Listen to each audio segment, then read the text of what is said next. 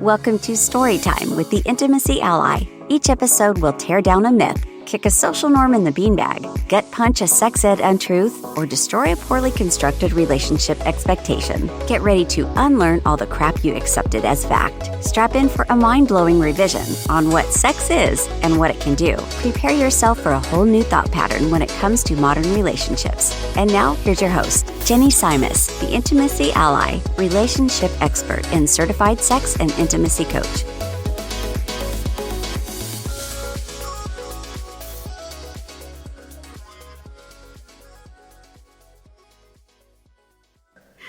Hello, my lovelies. I am joined today by someone with a giant heart.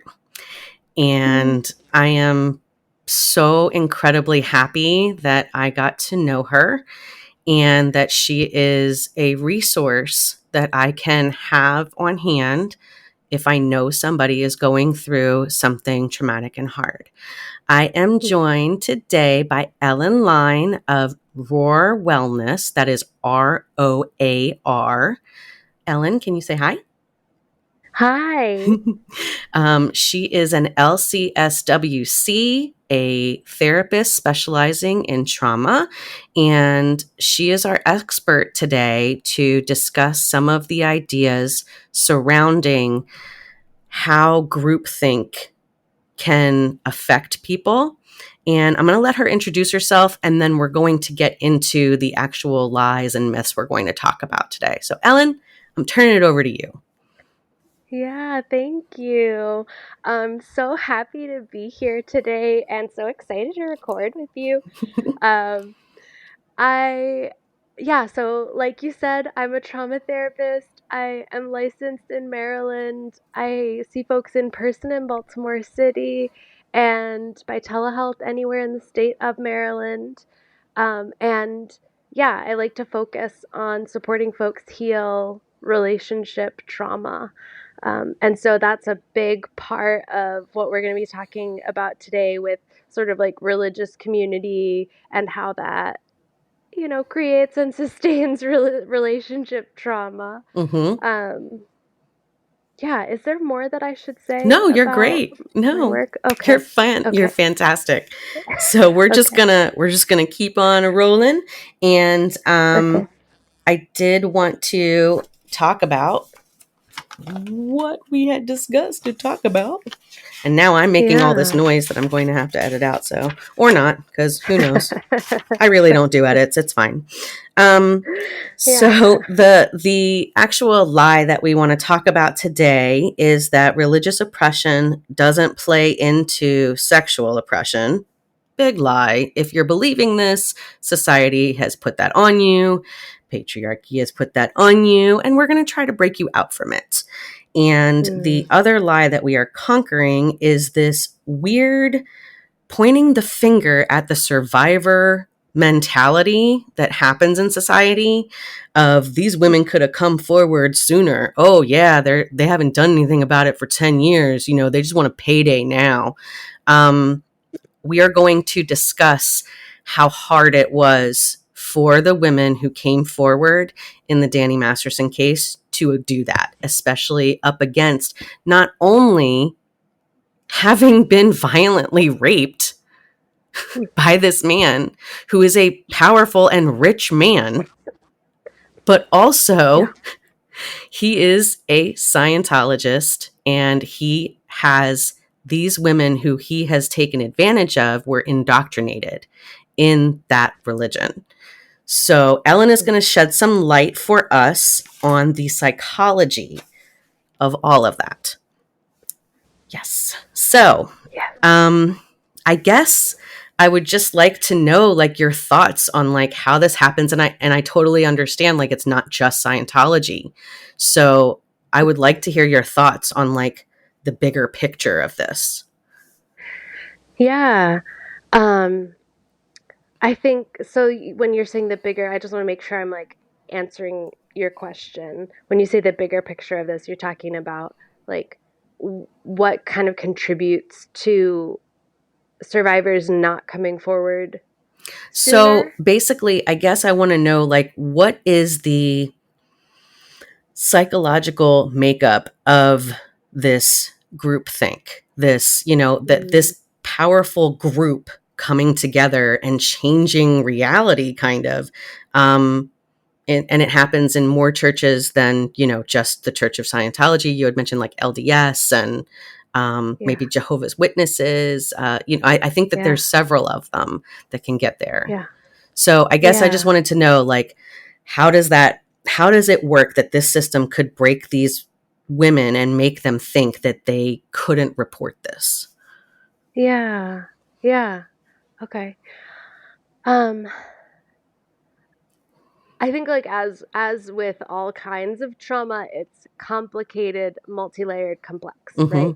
So I'm gonna try really hard to just stay focused on the like religious community piece of it. Okay. But if I get off track, just like stop me and we can come back. Okay. So I think a couple different things are happening. When we think about religious community, it really truly is a community, right?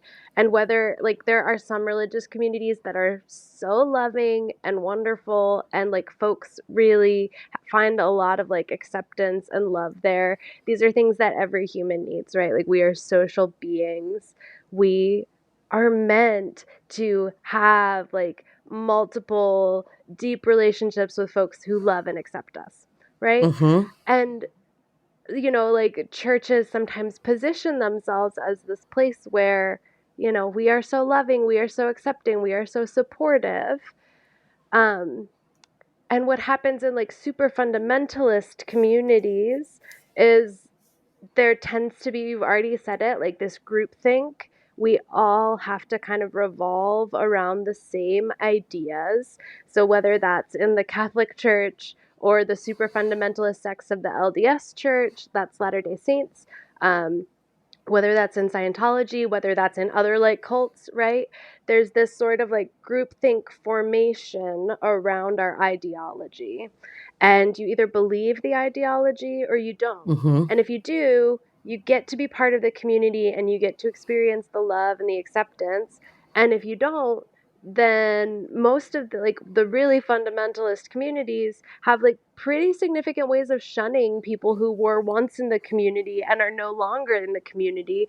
And that's a tactic, right? Yeah, like in Scientology, they actually call it disconnect.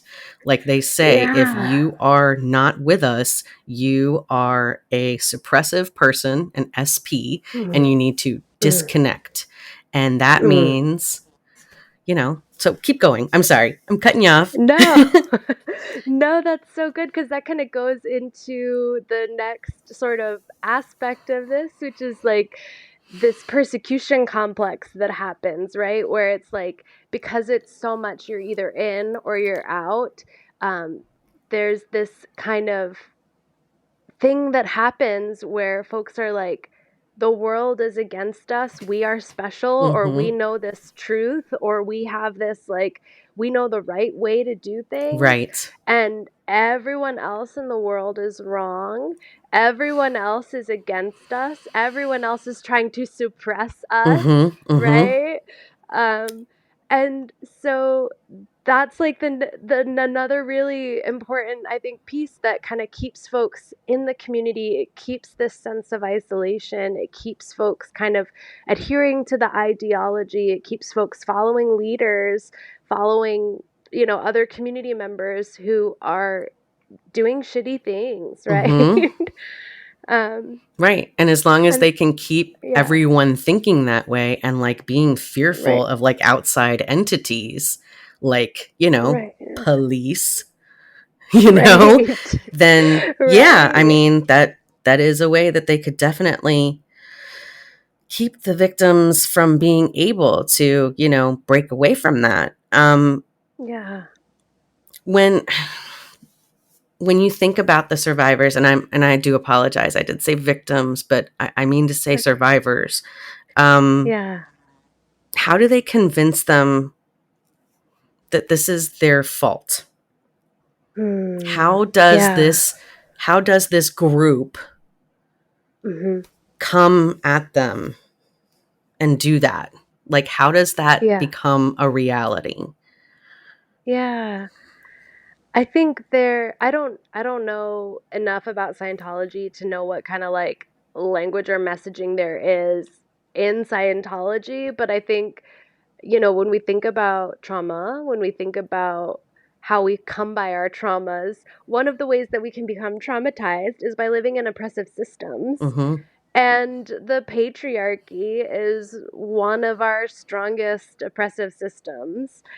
And that's that um, the patriarchy is going to be like this force that tends to have this narrative that because the patriarchy empowers men and like disempowers women, there's kind of this narrative that like men should be able to have whatever they want, Mm-hmm. and and that women exist to serve men, right? And Mm-hmm. so that really like slots super nicely into the narrative that you mentioned of like, okay, you had this interaction, you were raped, it's your fault because your job here. And like, this is, I mean, there are I think there are certainly religious communities that abuse that, like, I'm thinking I grew up Christian, so that's like the, religion that I'm most familiar with, right? But there's that line in the Bible that says, "Wives, submit to your husbands," Mm-hmm. right? And so I think that like religions that tend to really like be super sexist kind of have that perspective of like women should do whatever it is that men want, Mm-hmm. right? And if women aren't doing what men want, then they're sinful or they're suppressive, right? Mm-hmm. They're breaking the rules. They're going against the ideology, Mm-hmm. right? And so I think I can imagine that that is part of what is going on for Right. women who experience sexual oppression in religiously oppressive communities. Right. Well, women and men. It does not. Anyone can experience Right. sexual oppression in religiously oppressive communities. Um, Right. yeah. Does Yeah, that no, answer your that question? answered it Okay. beautifully. And I guess we Okay. touched on it for a minute, but I do want to ask Mhm. or like kind of dig deeper into like Mhm. when you're talking about, these kinds of religions that Mhm. they're not providing like that intergenerational, supportive network of people where you come together and you have community and you praise and you know Mhm. that's different than what's Mhm. happening in the Catholic Church, in LDS, in Scientology, Mhm. what have you, when Mhm. people are using it as a means to abuse those who Yeah. are lower than them, quote unquote, or, you Yeah. know, what have you. So I guess Yeah. I'm wondering, what does it do to a person when they try to leave this? Like we Mhm. talked about how they Yeah. make you disconnect from people when you're Mhm. called this person that, is against them. What Mhm. does that do to somebody? Yeah. Yeah. Um, so they said before, we are human beings, are meant to be in community. Our brains are wired for relationship and connection. And if your community, if your like support and all of your relationships are among these folks who have this certain ideology, and whatever happens in your life and you don't believe in the ideology anymore, you're starting to question the ideology, right?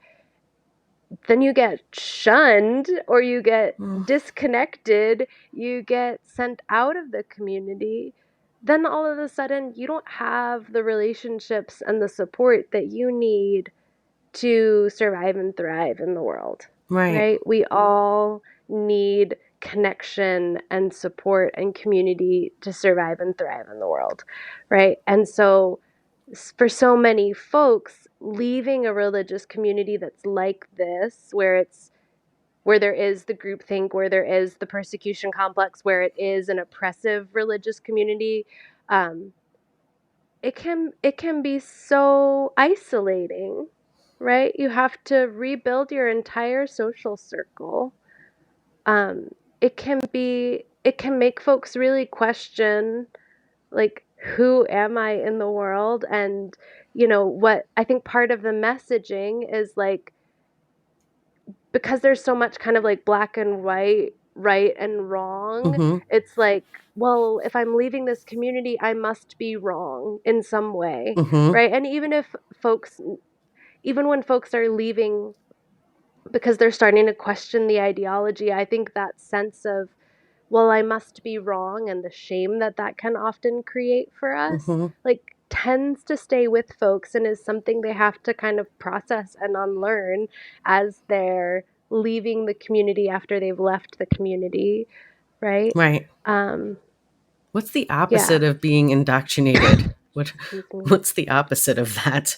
Like non-indoctrinated? Like how, I, like, yeah. I guess where I'm coming from on this is like, Leah Remini on the, series that I've been watching about Scientology, like she talks about handing out like Mm-hmm. flyers when she was like a kid in the Mm-hmm. church and like people smacking them Mm-hmm. out of her hand and being like, you're in a cult, kid. Mm-hmm. And I just feel like there is a whole lot of that like glib, very flippant attitude toward this, even to people who are in the Yeah. middle of trying to escape it. So Yeah. like they're getting shunned by the people on the way out. And then Mm-hmm. society is like, well, you knew what you were getting into. What's messed up is a Mm-hmm. lot of times these are like second or third generation, people Yeah. who everything that they know is in these communities. And they Yeah. thought, this is where I get love. This is where I'm Mm-hmm. getting, everything that I need. This is my Mm-hmm. family. Yeah. So I guess I'm wondering, like, what can we, like, as people who care, do to, Mm-hmm. like, make society more welcoming Mm-hmm. for people who are trying to get out of these things? Mm. I know, right? It's a hard question. I know. It kind of Yeah. veers us off the path a little bit. Ugh. Yeah. But Yeah. yeah. I think it's really important to believe folks, right? Like, if you are friends with someone or working with someone or know someone who left one of these super oppressive religious communities, like, try to listen to them and their experiences with an open heart and an open mind. I like, some of it can seem really stunning, right? In our, like, it's 2023 modern day times. It can seem really, really foreign, Mm-hmm. the way that people behave when they are part of these super duper fundamentalist religious communities, the ways that the communities behave, the behavior that's like acceptable Mm-hmm. and not Mm-hmm. acceptable, can seem really odd to our, like, modern sensibility. um so I would just, like, encourage you, when folks are maybe speaking about this space or time in their life, like, Believe them. just believe them. Yeah. Yeah. No, Um, Chrissy Bixler said that. She said to yeah. Leah Remini, you believed me. Mhm. You believed me. Yeah. Or she was talking about her Yeah. husband. She said, he believed me, Yeah. and Yeah. for 10, 11 years, she had it in her mind what the, officer or whatever at Mhm. the, celebrity church Scientology branch told her to Mhm. believe. Mm. Mm. Yeah. Um, Yeah. so Yeah. that kind of leads Yeah. me into my next question, which was, Yeah. like, there's this whole weird imbalance of Mhm. like mind work, I guess. Like Yeah. Scientology wrapped a blanket of protection around Danny Masterson, and they've done it for other Mhm. people. He's not the only Mhm. one. Yeah. But it also at the same time kept the women silent. Mhm. I guess my question on that is like, how can, I don't know, how can these people create these realities for so many Mhm. people?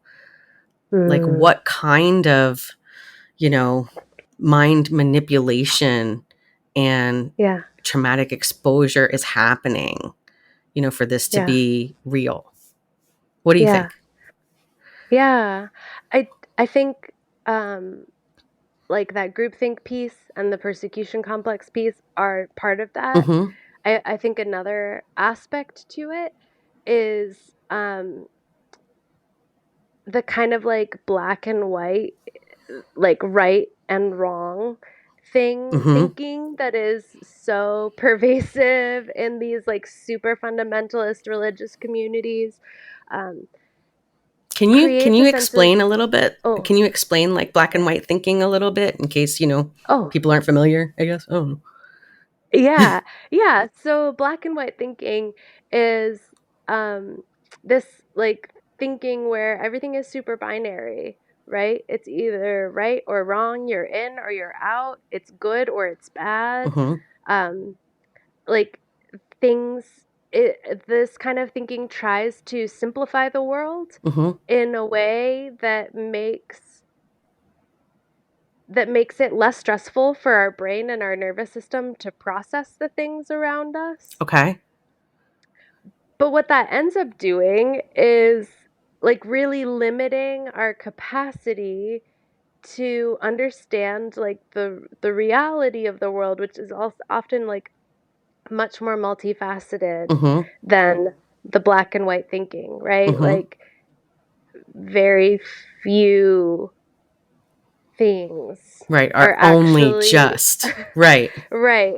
Only just good or bad, Mm-hmm. only just right or wrong, right? Like there's complexity. Like we are complex Mm-hmm. beings, right? Our society and our systems are complex. Mm-hmm. Like Yeah. and Walking contradiction. Hello. yeah. Yes. Yeah. Yeah. But the thing that black and white thinking does is it creates a sense of safety by making the world easier to understand and process, right? Mm-hmm. And so this is like, it tends to happen if we are a person who has had a lot of relational trauma. There are probably patterns of black and white thinking in your mind, right? Mm-hmm. And it's something that folks I think are drawn to because it makes like being a human in the world is chaotic and scary and hard, Yeah. right? Like it Amen. just Yeah. is. Mm-hmm. Yeah. Mm-hmm. And so when we have this really black and white thinking around like ideology and belonging and who's right and who's wrong, that can be really soothing for that part of us that understands that the world is a scary, chaotic place to live, Mm-hmm. right? But it's like, okay, but I know that I'm doing what God says is right, Mm-hmm. right? And if I just follow this teacher, then I know that I'm right and I'm going to go to heaven someday, right? Or it's like I know that I'm doing the right thing and I'm a good person, Mm-hmm. and so it's like, okay, if I can be a good person, that gives me an anchor to hold on to. Or if I can know that I'm doing what God says is right, that gives me an anchor to hold on to in the midst of this world that is really scary and A rocky chaotic and ocean. stressful and Yeah. hard. Yeah. Mm-hmm. Right. And like for some folks and in communities where the leaders are not abusing this, like I do think that this can be a good thing for people, right? Like it can be very grounding to have this sense of connection to others and connection to like a higher power. Like this is what I'm talking about, right? We're talking about religious oppression, but even within that, like I don't at all want it to seem like we're trashing all religion, No. right? No way. Because yeah, No. so much There is so so much good that can come out of right. religious association, for your Yeah. well-being. Yes. And when they're not trying to take every single dime that you have, And when they're not trying to tell you that you have to read their books for 11 hours a day and not sleep, and, or that someone putting their hands on you is okay. That's very different. I mean, I had a good experience coming up in my synagogue. I never felt in danger. Like, I never felt like anyone was going to harm me, and I felt community. I feel like we've said, like, that intergenerational community, I knew people who were 90 years old when I was 5. Like, where else was I going to get that?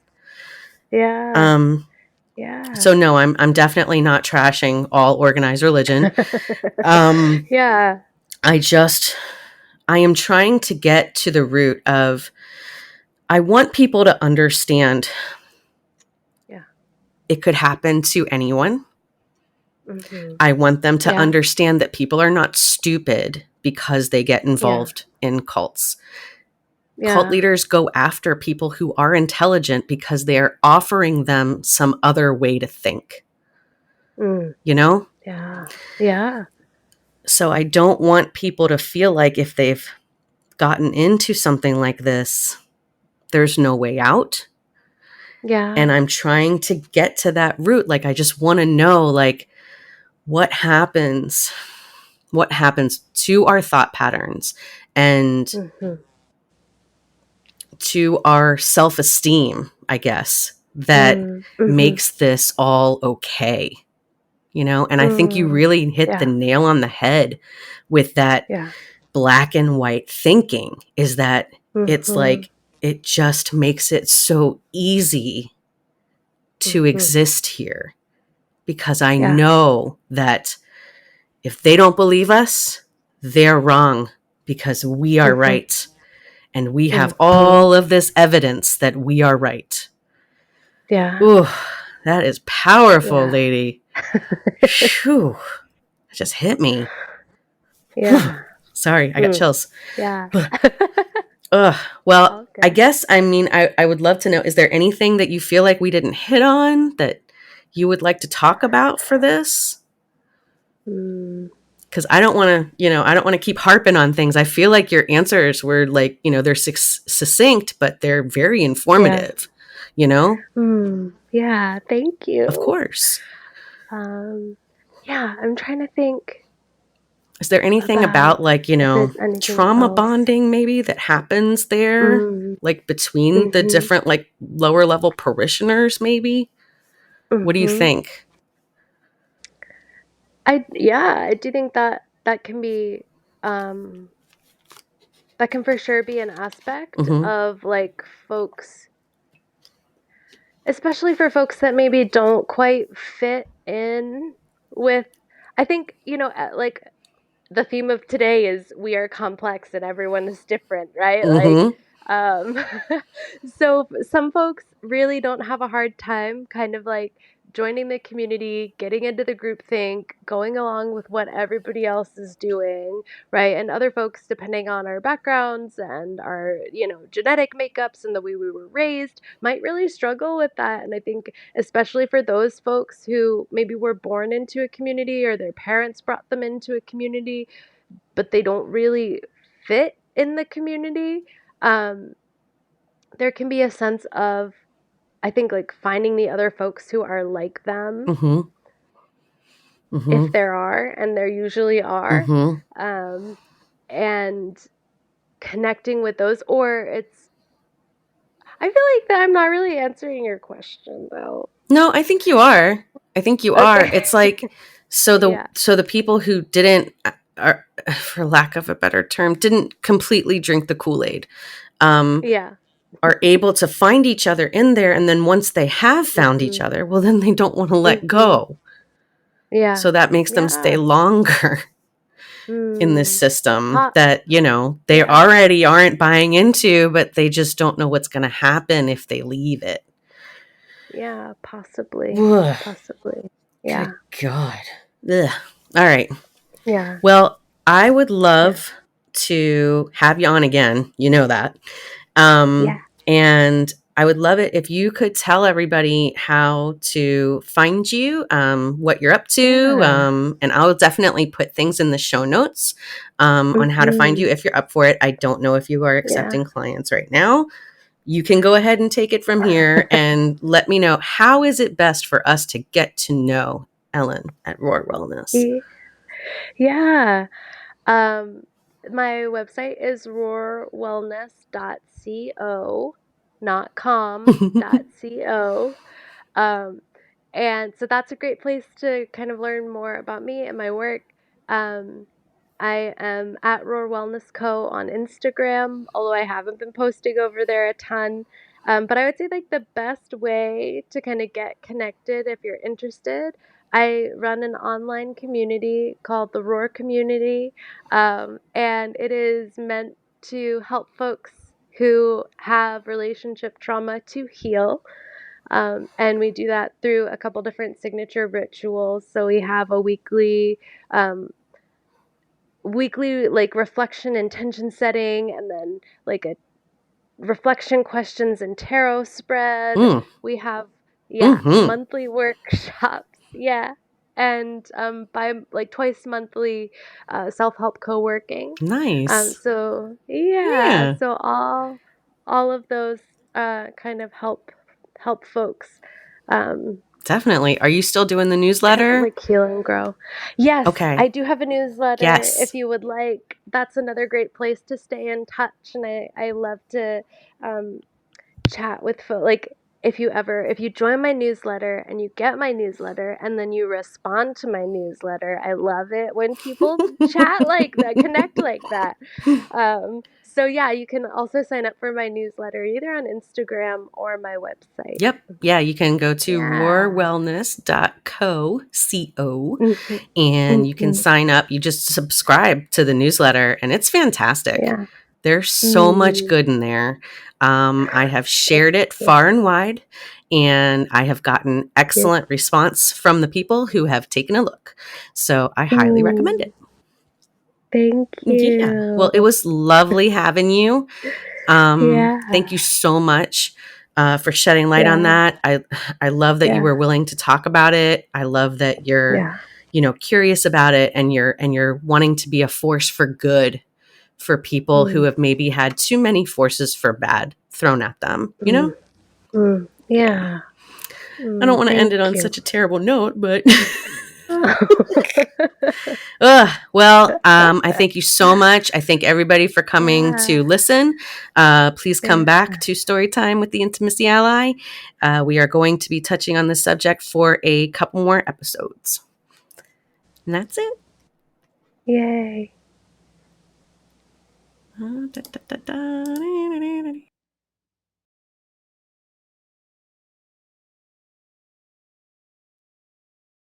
Thank you for tuning in to Storytime with the Intimacy Ally. We hope you learned a bit more about putting the fire back in your romantic relationships, exploring communication and emotional readiness in all relationships, and how to expand your definition of intimacy so you can reach your relationship goals. Go to theintimacyally.com to subscribe and never miss an episode. Follow the links in the show notes to social media and events. Till next time, keep on learning, growing, and thinking. Storytime with the Intimacy Ally podcast is meant for educational and entertainment purposes only and should not be considered as health or mental health advice.